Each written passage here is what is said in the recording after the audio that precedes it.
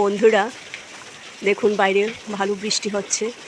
আজ সকাল থেকে বৃষ্টি হচ্ছে, তাই ভাবছি আজকে খিচুড়ি রান্না করব। খিচুড়ির জন্য এখানে আমি 250 গ্রাম মুগ ডাল নিয়েছি, ভেজে নিচ্ছি। কড়া ভাজবো না, একটু হালকা ভাজবো। মুগ ডাল থেকে হালকা স্মেল বেরিয়েছে, তখনই গ্যাস অফ করে দিতে হবে।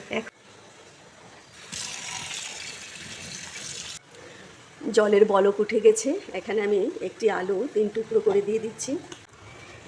তারপর আমি মিষ্টি কুমড়ো দিয়ে দিচ্ছি।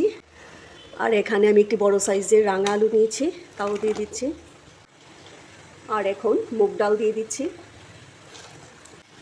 আর যতটুকু মুগ ডাল দিয়েছিলাম ততটুকুই আমি এখানে খাসার চাল দিয়ে দিচ্ছি। তারপর এখানে আমি কিছু বরবটি দিয়ে দিচ্ছি। আমি সামান্য পরিমাণে হলুদ গুঁড়ো দিয়ে দিচ্ছি। এখানে আমি 2 চামচ লবণ দিয়ে দেব। উপরের ফ্যানগুলো এইভাবে তুলে ফেলে দিচ্ছি, এভাবে ফেলে দিতে হয়। দেখুন চাল ডাল সেদ্ধ হয়ে গেছে, এখন সম্ভার দেব। খিচুড়িতে কী কী মশলা দিচ্ছি, এখানে জিরা গুঁড়ো, ধনিয়া গুঁড়ো, আদা বাটা, মিষ্টি জিরা বাটা, 3টি কাঁচা লঙ্কা বাটা। আর সম্ভারে দেওয়ার জন্য কিছু আদা ছেঁচে নিয়েছি। আর এখানে আমি একদম সামান্য পরিমাণে শুকনো লঙ্কার গুঁড়োও নিয়েছি। ফোড়নটা দেওয়ার জন্য আমি এখানে 2 চামচ 5 ফোড়ন নিয়েছি। আর এখানে 10-12টি শুকনো লঙ্কা আর 3টি তেজপাতা নিয়েছি। একটু বেশি পরিমাণে তেলটা লাগবে, সরিষার তেল দিয়ে দিয়েছি। প্রথমেই 5 ফোড়নগুলো দিয়ে দিচ্ছি, আদাগুলো দিয়ে দিচ্ছি, তেজপাতা। এখানে সব মশলাগুলো একসঙ্গে দিয়ে দিচ্ছি। শুকনো লঙ্কা,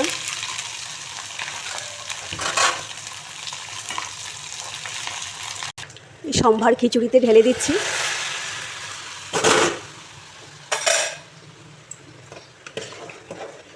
তারপর এখানে আমি 4-5টি কাঁচা লঙ্কা মাঝখান দিয়ে ভেঙে দিয়েছি। আর 1 টিস্পুন চিনি দিয়ে দিচ্ছি। খিচুড়ি হয়ে গেছে, গ্যাস অফ করে দিচ্ছি। এখন একটু ঠান্ডা হলে ঘি দিয়ে দেব। সবার শেষে দেখুন এখানে আমি বড় চামচে 1 চামচ ঘি দিয়ে দিচ্ছি।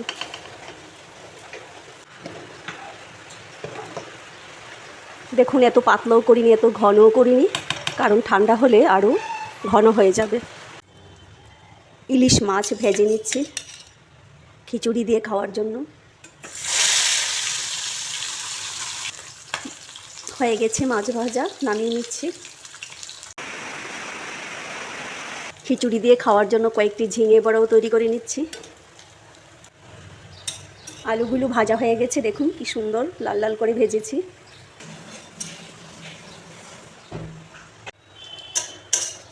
ডিম অমলেটও করে নিচ্ছি। আর কয়েকটি তেলাকুচির পকোড়া বানিয়ে নিচ্ছি। পকোড়াগুলো হয়ে গেছে।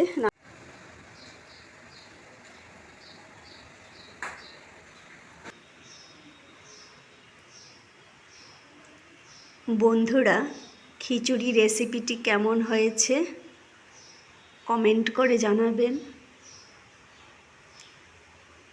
একদম সিম্পল করে রেসিপিটা তৈরি করেছি।